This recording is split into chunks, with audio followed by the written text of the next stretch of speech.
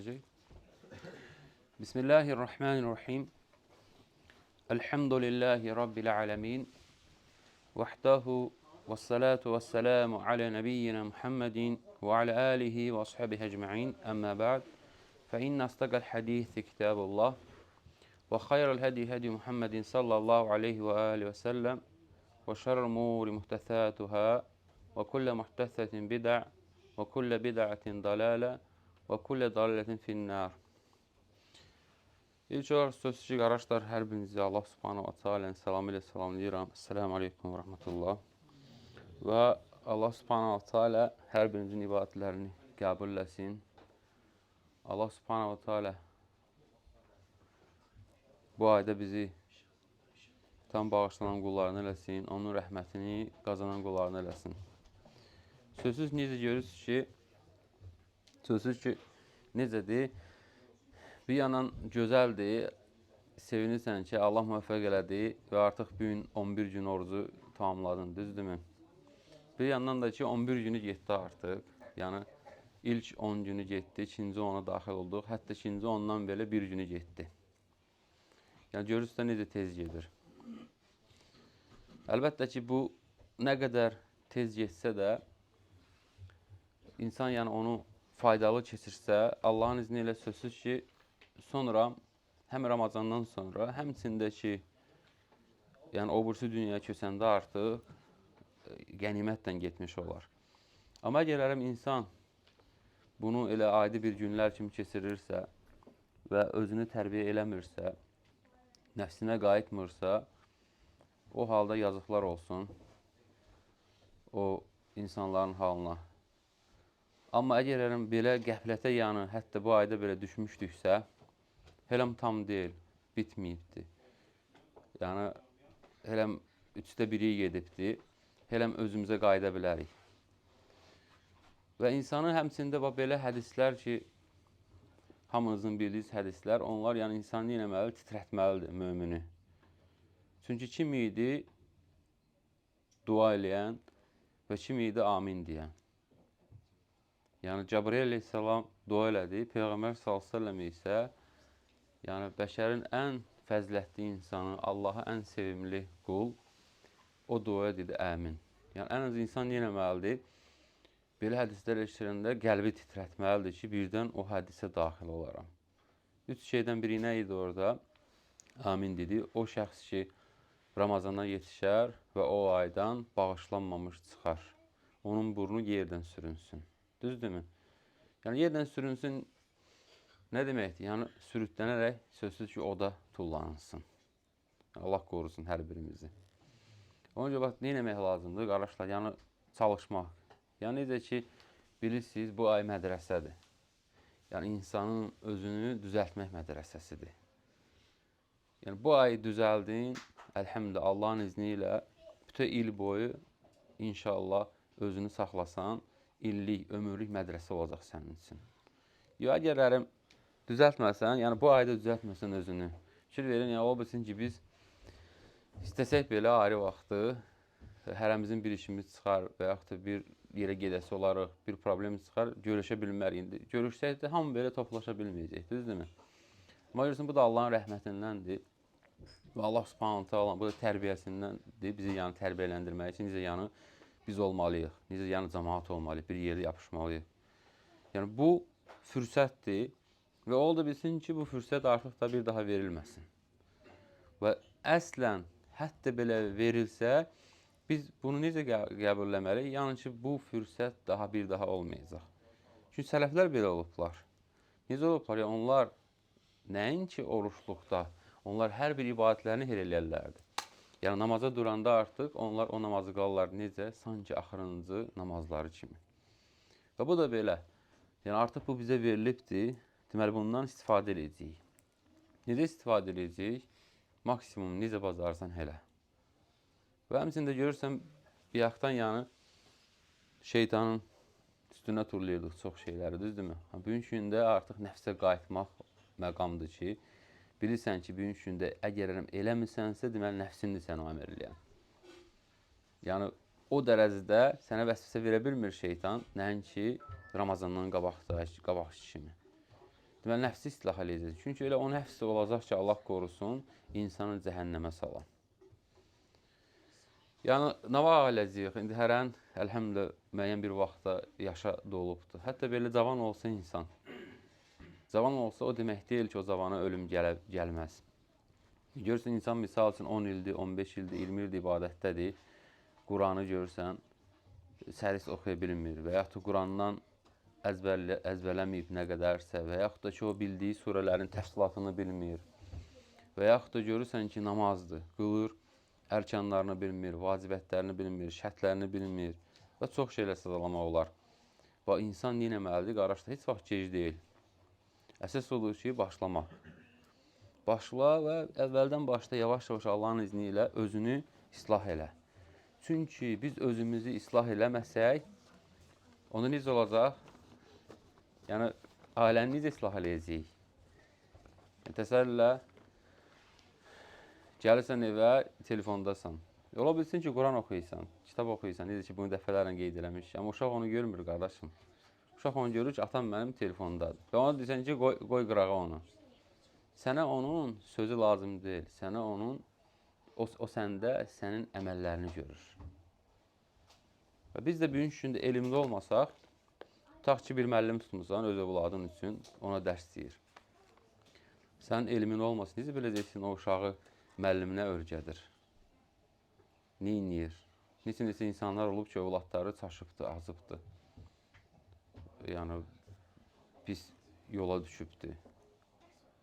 Ona görə neynəcəyik? Allahın izni ilə örgənəcəyik. Başqa üzrə mümküniyyət yoxdur.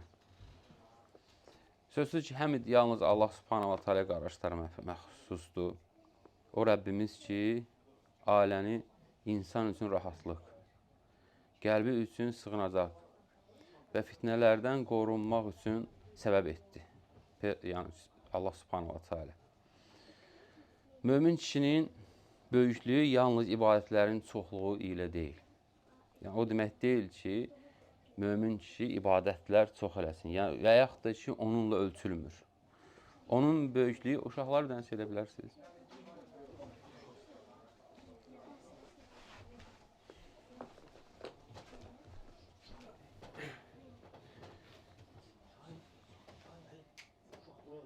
Onun böyüklüyü, yəni kişinin böyüklüyü nədə ölçülür?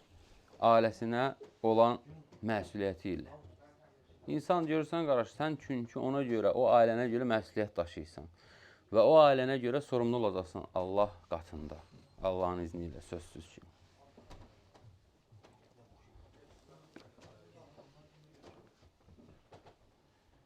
Onun qəlbinin iffəti və gizlində Allahdan qorxması ilə ölçülür böyüklüyü. Kişi ailəsinə dəyərlidir. Əgər yəni, kişi ailəsinin qatında çox dəyərlidir və həmçində kişi ailəsi üçün bir dirəkdir. Yəni, ailə sənə bir dirək kimi baxır, düzdürmü? Əgər dirək möhkəm olsa, ev də möhkəm olar. Yox, dirək zəif olsa, onda evdə nə olacaqdır? Sözsüz ki, zəif olacaqdır, sarsılacaq. Buna görə də Allah möminlərə buyurur, Allah subhanahu wa ta'ala, özünüzü və ailənizi oddan qoruyun.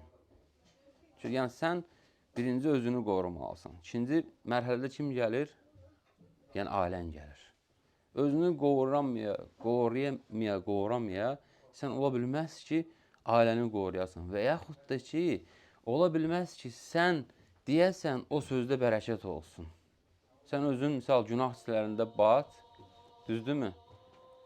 Günah içində, səhərin axşama kimi, Allah qorusun, yəni özünü burax və sonramdakı nə ilə ailəni qoru, çalış və yaxud da, mümküniyyət yoxdur.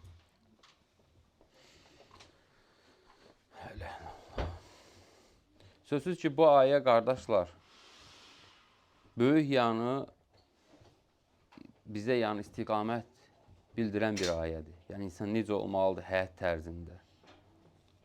Ailəni yalnız yəni, qorumaq o demək deyil ki, insanın çıxıb səhər, axşam ona ruzi qazanması və yaxud ruzi gətirməsi. Ailəni qorumaq, qəlbi qorumaqdır. Evə iman mühtüsü gətirməkdir. Övladlara nümunə olmaqdır və harama aparan yoldan uzaq olmaq. Yəni, harama aparılan yollara bağlanmamaq. Bugün görürsən, insanlar neyirlər? Çoxu fərqində olmadan belə evdən uzaqlaşırlar, uzaq olurlar.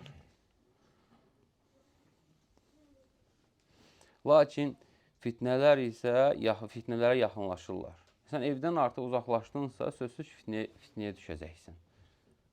Yəni, çöldə çoxdur fitnələr. Nə qədər istəyirsən. Bir insan əgər evdən uzaqlaşdırsa, mümküniyyət deyil ki, o fitnəyə düşməsin.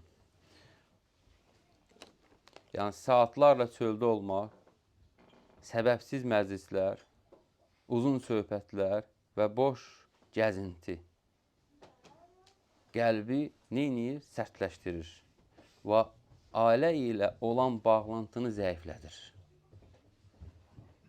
Biri var, sən çıxasan, sözsüz ki, Allahın razılığını qazanmağa. Bu ayrı məsələdir. Bir də var ki, boş-boş şeylərdir. Halbuki amma necə olmalıdır, qardaşlar? İnsanın ən çox rahatlıq tapdığı, olduğu yer evdir. Sən artıq, elə insanlar var, danışsan, nəsiyyət edirsən, deyir, qardaş, mən evdə heç bir rahatlıq tapa bilmirəm. Mən çölə. Bu problemdir.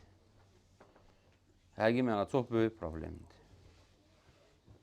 Yəni, insan ən çox rahatlıq sən gəlib evdə, ailənlə, övladlarınla tapacaqsan. Yəni, bizə ən gözəl nümunə kimdir? Allah Rasulü sallallahu aleyhi ve sellem. Düzdürmü? Ümmətin ən böyük rəhbəri. Yəni, o olduğu halda evində ailəsinin yanında olardı. Evində ailəsinə kömək eləyərdi. Ev işlərinə hətta belə. Və evdə ailəsinə xidmət edərdi. Kim idi bu? Allah Rasulü sallallahu aleyhi ve sellem.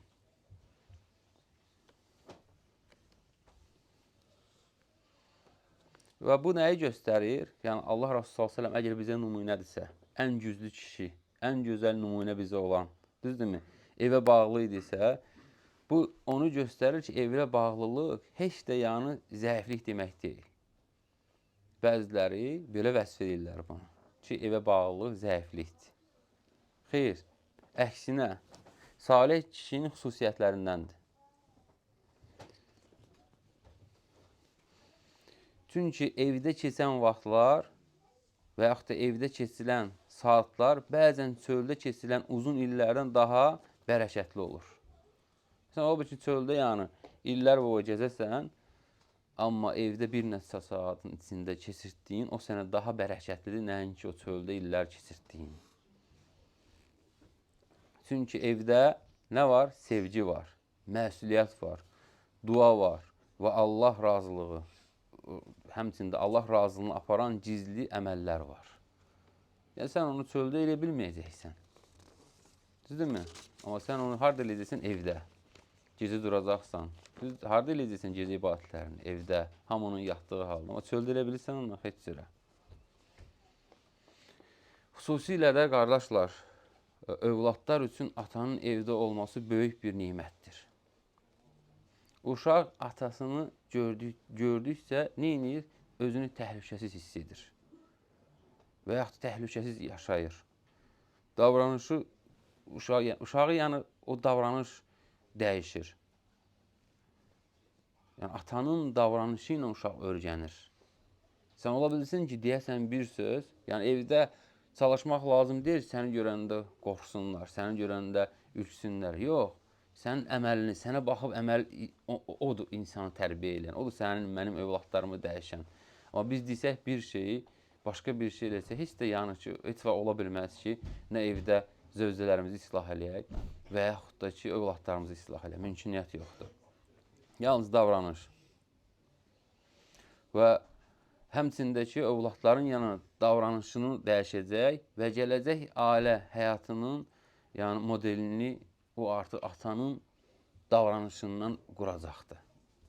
O da sabahların bir ailə sahibi olacaq, düzdürmü? O da sənə o baxıb, bax eləncəni davranacaq öz övladları ilə. Atanın davranışı ilə götürəcəkdir. Salih olacaqsan, inşallah Allahın izni ilə salih olacaq.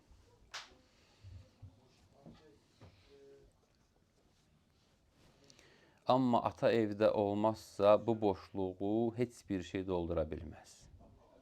Mümküniyyət yoxdur. Xüsusən də görürsən ki, övladlar artıq yeniyetmə yaşındadırlar. Bu halda artıq məsuliyyət daha da önəmli olur. Daha da məsuliyyət artır. Bu dövrdə ata yalnız valideyn deyil artıq.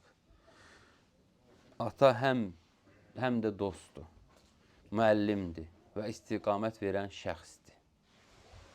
Yalnız sən ata kimi olmayacaqsan evdə. Həm də dost olacaqsan, həmçində müəllim olacaqsan. Vallahi ki, belə olsaq Allahın izni ilə nəticələri görəcəyik. Və görəcəyik necə də dəyişilir.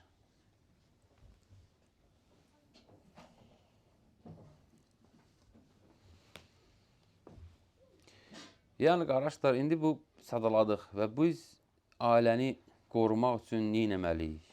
Nə addımlar atmalıyıq özümüzdə? Yəni, mühüm məsələlər var. Bugünkü gündə görürsən ki, baş verir. Allah hər birimizi qorusun o şeylərdən. Lakin, qardaşlar, ailəni qorumaq ən mühüm tərəfindən biri də qəlbi qorumaqdır. Çünki necə bilirsiniz ki, qəlblə Allah subhanahu wa ta'ala bizim ibadətlərimizə qəlblə baxır. Sən zahirən bir şey göstərə bilərsən. Amma sənin niyyətinə bağlıdır hər şey. Qəlbində nələr yaşayırsan. Qəlbi ən böyük qorumağın yollarından biri naməhrəmdən uzaq durmaqdır. Bir çox böyük günahlar böyük addımlarla deyil. Kiçik və sadə görünən addımlarla başlayır. Sənə gəlməsin ki, bir insan əgər böyük günaha düşübsə, o birbaşa getdi ona düşdü o böyük günaha. Xeyr, şeytan belə yanaşmır, qardaşlar. Mümküniyyət yoxdur. Yəni, o tədricən olur, o illərin qabaqcadan planlarını qurur. Mümküniyyət yoxdur.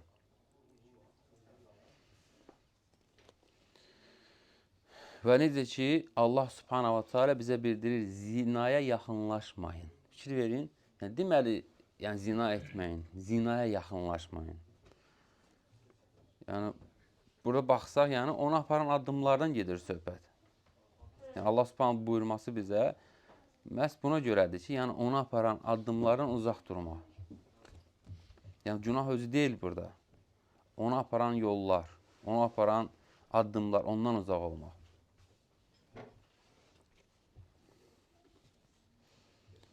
Yəni, bugünkü gündə baxsaq, bu yolların ən yayılmışı isə nədir? Yazışma və yaxud da səbəbsiz ünsiyyətlər.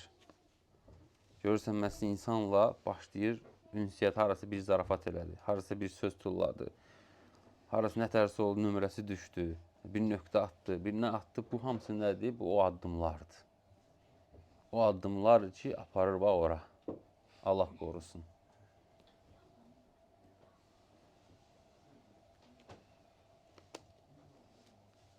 Yəni, bugünkü gündə o fitnəyə düşmək qabaqçıdan, yəni əvvəlkilərin daha asandır.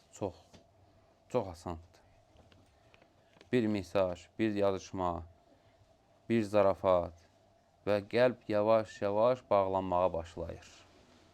Yavaş-yavaş bağlanır o şəxsə. Bəzi halda deyirik nə? Yəni, insan deyir ki, niyyətim təmizdir. Bu niyyətin təmiz olduğunu düşünə bilər insan. İnsan düşünə bilər ki, onun niyyəti təmizdir. Lakin qəlb zəifdir və şeytan addım-addım yaxınlaşdırır səni. Addım-addım. Gizli yazışmalar qəlbdə bağlılıq yaradır. Bağlılıq isə ailəyə olan sevgini zəiflədir. Artıq sən bağlandın kiməsə, harama. Düzdürmü? Nə olacaqdır? Sözsüz ki, evdə artıq bağlılığı, evdə sevgini zəiflədəcəkdir. Bu səbəbdən də alimlər qəlb fitnəsini göz fitnəsindən daha təhlükəli olduğunu deyirlər. Və ya deyirlər. Baxışı qorumaq, lazımsız ünsiyyətlərdən uzaq durmaq və qəlb məşğul edən hər şeydən çəkinmək. Kişinin iffəti və ailəsini qorumağın ən gözəl yollarındandır. Və yaxud da ki, bu qardaşların bir qaladır. Yəni, sən bunu eləsən, sanki bir qala qurmuş olmuşsan. Qaladır. Ora yəni ki, müəyyən yerlərdən girişməyə çalışsalar da, artıq sənin qalan möhkəmdir. Amma bu şeylərdə zəifçilik olsa, yəni kişinin iffəti də gedər və ailəsi də zəifləyər.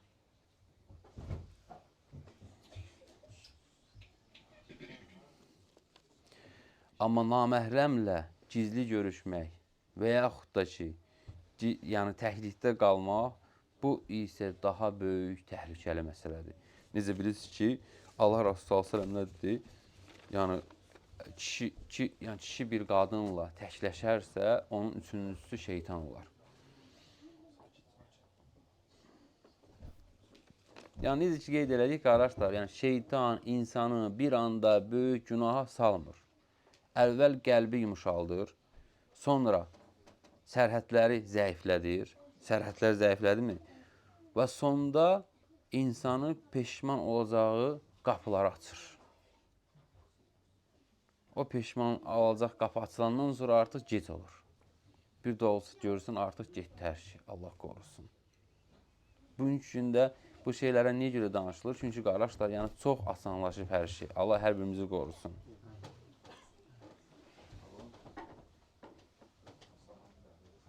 Yəni, bu səbəbdən də qardaşlarım, iffəti qorumaq yalnız günahdan qaçmaq deyil. Günaha aparan bütün yolları bağlamaqdır. Bütün yolları bağlayırsan.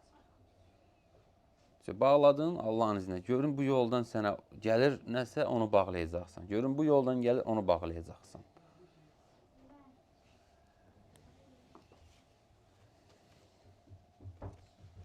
Yəni, baxsaq, yəni, bəzi insanlar var, sözsüz ki, Allah həmşüklər olsun ki, yəni, bu qeyd olunlar demək deyil, kimdəsə var. Amma saz olaraq, ola bilsin bizə indi qulaq asanlar olsun, ola bilsin kimlərsə də həqiqi mənada var, ola bilər də şeytan da bir qapı açıb.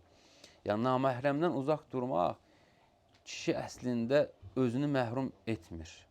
Neynir? Əksinə, ən böyük neməti qoruyur. Bəzi insanlar, yəni elə deyir cahilər, düzdürmü? O nemətdir. O nemət deyil. Əksinə, o özünü qorumuş olur. Nəyi qoruyur, qardaşlarım? Qəlbin rahatlığını qoruyur. Düzdürmü? Qəlb rahat olur. Yəni, mümküniyyət yoxdur bir insan naməhrəmlə olsun və o rahat olsun. Mümküniyyət yoxdur bir insan günah iş görsün, o rahat olsun. Mümküniyyət yoxdur, heç cürə. Hər bir günah narahatçılıqdır. Halaldadır rahatçılıq. İnsanın gözünün halalı olur, 30 illərdən yaşayır, heç də bezmir ondan. Amma Allah qorusun, insan bir dəfə harama düşür, ömür boyu özünü qınayır. Və yaxud bir dəfə, 2 dəfə, 3 dəfə, sonra neyir? Çirginir, irgənir o şəxsdən. Amma Allah subhanə görürsən, elə, yəni halalı elə eləyib ki, ondan sən bezmirsən. Heç vaxt. Həmçində ki, bu kişi ailəsində sevgi və ehtibarı aparır. Yəni, kişinin ailəsində yəni sevgi qazanır və ehtibar olur. Və qardaşlarım, bu mühüm məsələ də burada nədir? Bax, bu, indi gələn duasının bərəkətini görür. Yəni, dua eləyir, onda bərəkət görür. Duasında bərəkət görür. Və qəlbində izah olmayan bir arxainlik hiss edir bu insanlar. Çünki gizli sadaqət ailə sevgisini artırır. Gizli sadaqət ailə sevgisini artırır. Gizli xəyanət isə qəlbi qaraldır və bərəkət aparır. Yəni, budur. Yəni, insan əgər nə qədər gizlində, görürsən, gizlində məsələn olunan ibadət, gizlində verilən sədəqə daha üstündür nəinki açıq-aşkar veriləndən. Bu da belə sən qoruyursan, gizlində belə sənə bir qapı açılsa da belə, qorunursan, onunla Allah subhanahu teala insanların qəlbinə sənə qarşı məhəbbət salır, sevgi salır. Sən elə bil ki, daha da elə bil güvənli olursan. Amma Allah qorusun, kimə qarşı eləyirsən bunu? Xəyanət eləməklə təkcə ailəyə qarşı eləmirsən. Sən axı Allah onu haram buyurubdur. Allah səni hər bir yerə görür, düzdürmü? Və bu da insanların kimlərdəsə varsa belə bir şeylər, gözəl bir fürsətdir ki, bu ayda elə tövbə eləmək və qayıtmaq. Və eyni zamanda da qardaşlarım, mömin qardaşlar, yəni gözəl münasibət saxlamaq.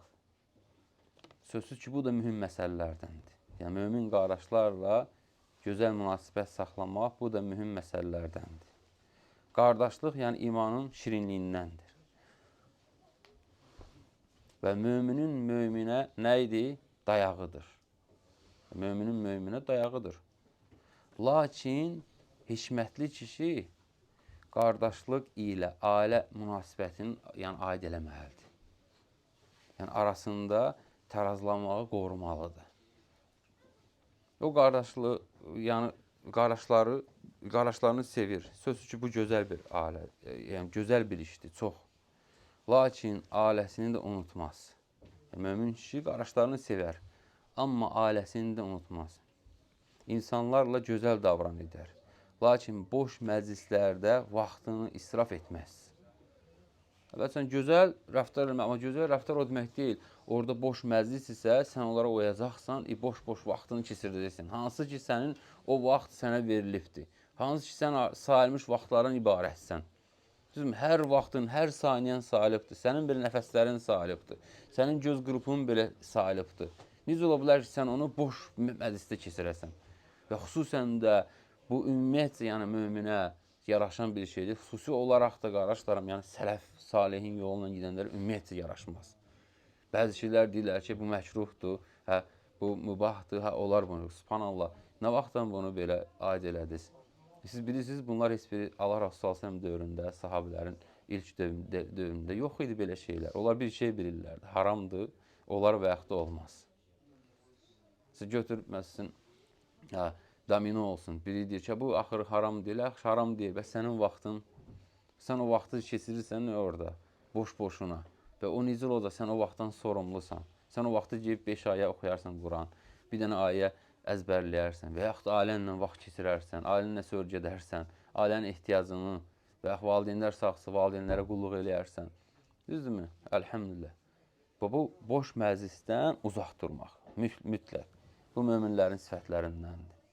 Mümkünət yox, sənin vaxtın orada israf olur və sən də oturursan orada.